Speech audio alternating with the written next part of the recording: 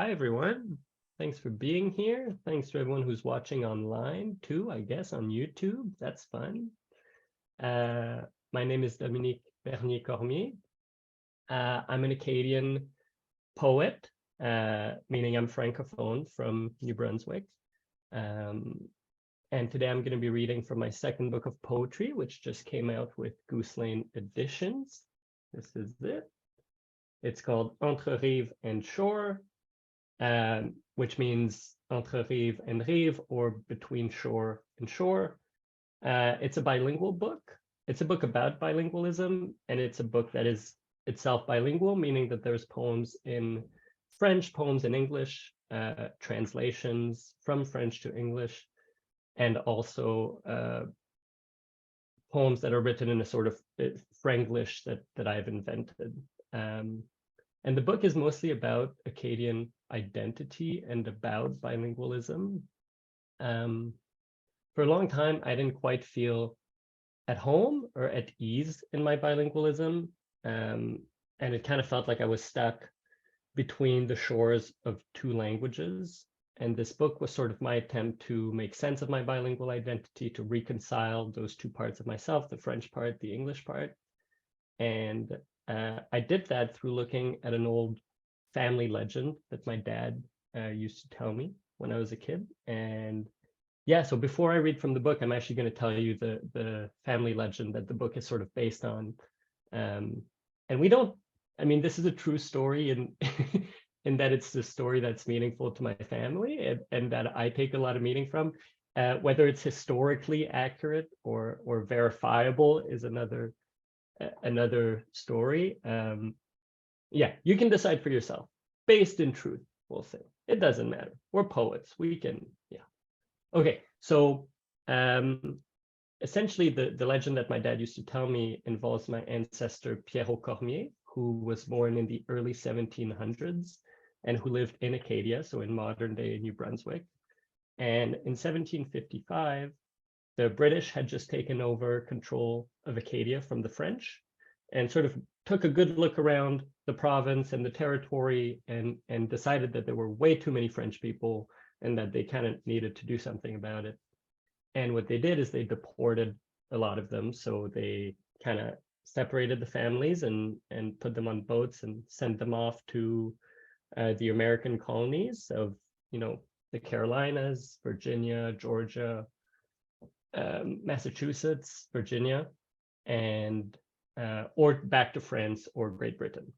And so a lot of the Acadian diaspora actually doesn't live in Acadia anymore and sort of lives sort of everywhere. But my family is from New Brunswick, so we must have somehow escaped this great deportation of the Acadian people. And the way we did that, according to legend, is that my ancestor Pierrot Cormier was jailed in the barracks of a fort called Fort Beauséjour, and he was awaiting deportation. But the British made the mistake of letting his wife visit him in jail, and she brought him, hidden in a picnic basket or something, she brought him a second set of women's clothing, and he just put on a dress and walked out of the jail. And yeah, and so my dad always told us that it was thanks to a dress and thanks to this sort of cross-dressing that we were able to stay in Acadia and that we still spoke French to this day and that we didn't get assimilated and speak English. And so I always thought that story, that legend, had something to teach me about bilingualism and about translation and about disguising yourself in another language or about a sort of hybrid identity or shifting identity. And so I'm going to start by reading you a little prose piece that talks about that. Okay. For a long time, I experienced bilingualism as a rift within myself. To live in two languages is to constantly translate yourself, and translation is an inherently violent process, a forceful cleaving of meaning from words, a ripping of sense from its home. In this way, Pierrot's imprisonment in August of 1755 was also a translation into the jail of English, maison into fire, ciel into cell, gripping the black bars of sounds he couldn't pronounce, the syntax of his home burning in the night. But if his jailing was a translation, his escape must be a translation as well, back towards his home language. Meanings freed for a moment from the shackles of words, running through a field of moonlight, fantôme without shells, liberated. A hallway only half lit by torches, Pierrot remembering how the word lune glowed dans le ciel, le mot rosé sous ses pieds. So throughout the book, I sort of, I looked to that legend and I looked to that story for some sort of meaning. And as I was writing the book, I thought, well, I should go to the place where Pierrot escaped from. And it turns out you can still visit the fort that he escaped from in New Brunswick. And so I went there, and you can actually, walk through the barracks where he would have been jailed and see the cell where he supposedly escaped from. And not only that, you can actually spend a night in the fort. Parks Canada does this thing where you can rent, they call it like, the tagline is like, wake up in the past, and you can rent an old tent and sort of live a night as if it was the 1750s inside the fort. And so, I'm going to read some extracts from a long poem about that, about doing that. It's called Fugitif Chic. Before heading into the ruins, I ruffle through period clothes for a disguise, dig through bins of language drenched in 300-year-old sunlight, picking words to escape in. Also, a sleeping pad, a hand crank radio, and a lantern, its plastic flame frozen in time. Outside, I opened the app and pointed at the landscape. On the screen, cars vanish from the parking lot and ramparts sprout from the grass, pixel by pixel, translating the present into the past.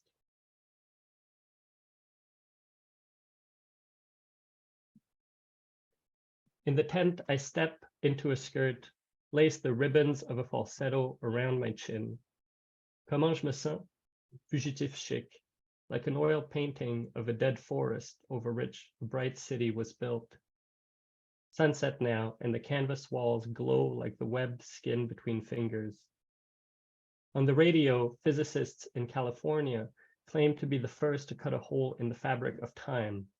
But earlier, I stuck my face into the faceless silhouette of an Acadian peasant. How did it feel? Like lacing the ribbons of an old voice around my chin. Did I say that already? Excuse me, I'm losing all sense of century.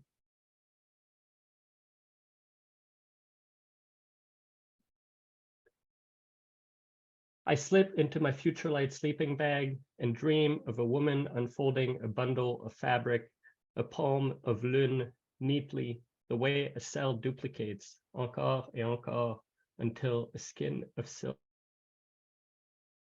in silhouette. Je rêve d'un champ of blue photons growing across my face, d'une main smuggling my trembling fear like a clear jar of moonshine out of my chest. When I wake up, I can't remember dans quelle langue j'ai rêvé. The meanings still whole, not split by the lightning of language yet. I drift in and out of sleep for a while, a relief from speech, half awake dans les ruines du sommeil.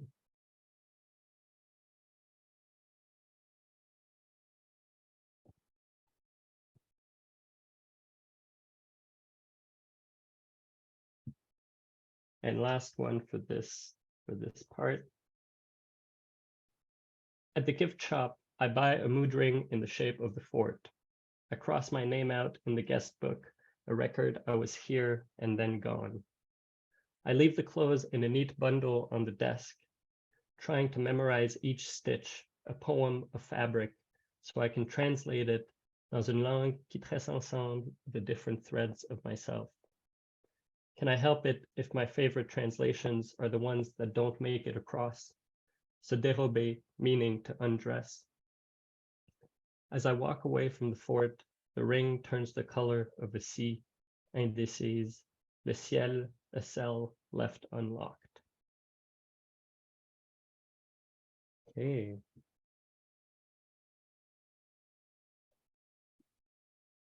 So that was a sort of yeah, strange experience to spend a night in the fort where supposedly my ancestor also did.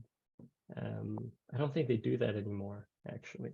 But okay. And as part of the research for this book, I also went to Louisiana with my dad. So a lot of the Acadians who were deported actually ended up in Louisiana, which is where we get Cajun people, right? And the word itself goes from Acadian, Cajun. And so Cajuns are the descendants of the Acadians who were deported and who ended up in Louisiana and who still speak French. And yeah, me and my dad had always wanted to go to Louisiana to sort of see what was left of Acadian culture down in the American South and sort of how it had changed and to sort of see see what happened to a culture when you unroot it and sort of plant it somewhere else, right? And let it grow for 200 years. How different is it going to be from my Acadian culture?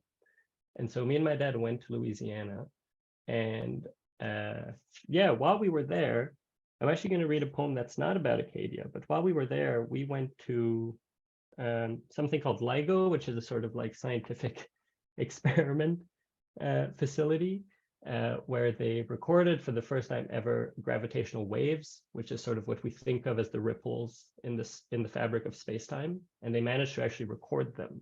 And to do that, you need to have a huge empty field that is sort of empty of any and all vibrations. It needs to be very still. So yeah, this is a poem about visiting that facility.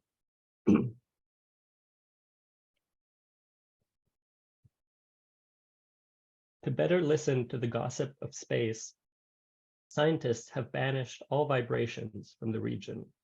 Dryers are banned within a 10-mile radius.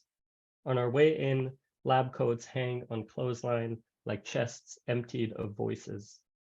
My dad drives too fast past the slow down, sensitive measurements in progress sign and is mistaken for a neutron star at the wheel of a rented Prius.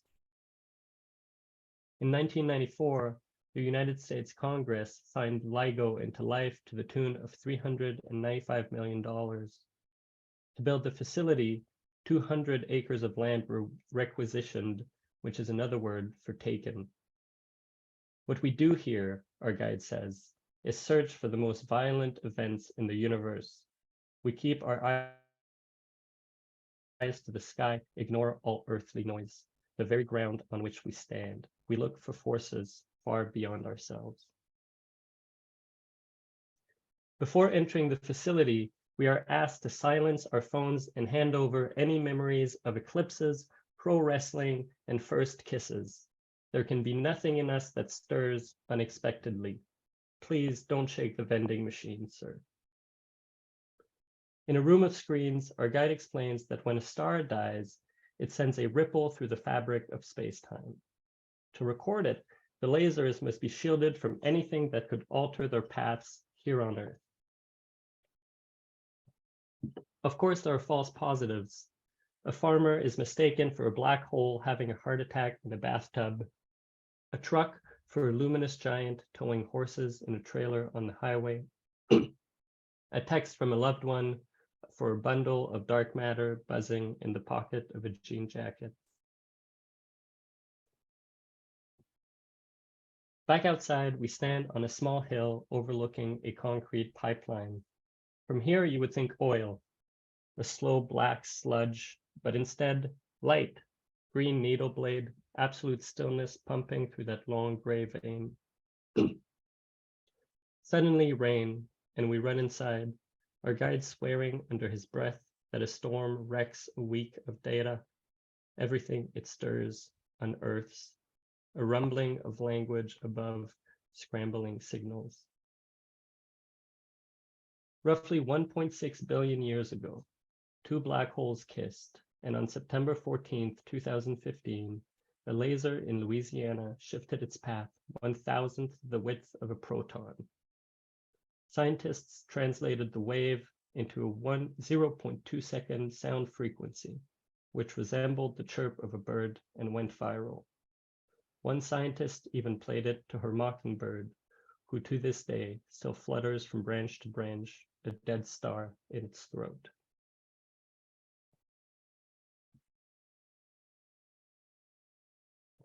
Okay. I think I'm going to give it a shot. I think I'm going to try to read some bilingual poems, which, yeah, is you kind of need to warm up for. It's like really, it's like linguistic gymnastics. And and I struggled for a long time. I've always wanted to write bilingual poems. It sort of felt like my brain works bilingually and my brain thinks in a sort of bilingual way. And I tried for a long time to write bilingual poems, and it just wasn't working.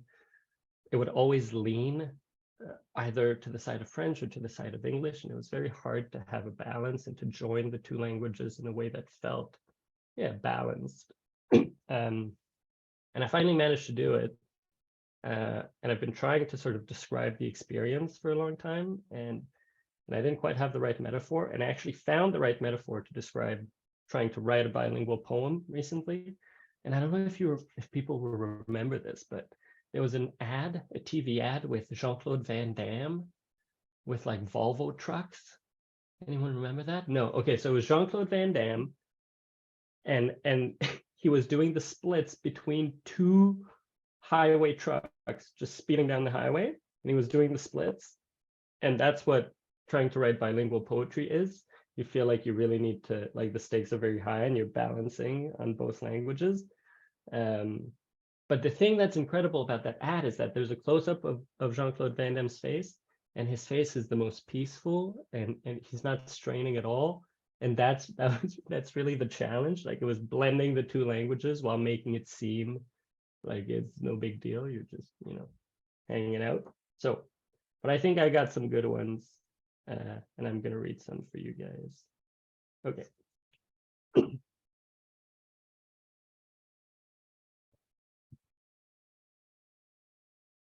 The bayou is une armurerie d'argile where blades of sun aiguisent leur feu. Each night, j'attache un ruban de soie around my mâchoire in surrender and listen to the soft slang de mon sang, whispering in my veins the sweet nothings que dusk me chuchote à l'oreille.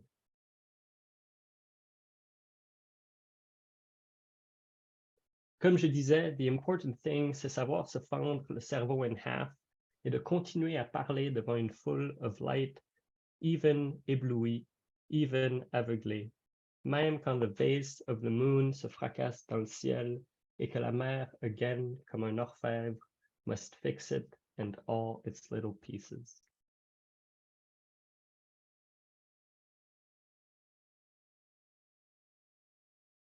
My gorge glissée through an X-ray, they ask me, c'est quoi l'affaire that lights up the screen, the foreign object qui fait chanter la machine? Tell us, quelle lueur? Tell us, quelle fracture? A brain de lilas triste and an unquenchable soif d'avenir.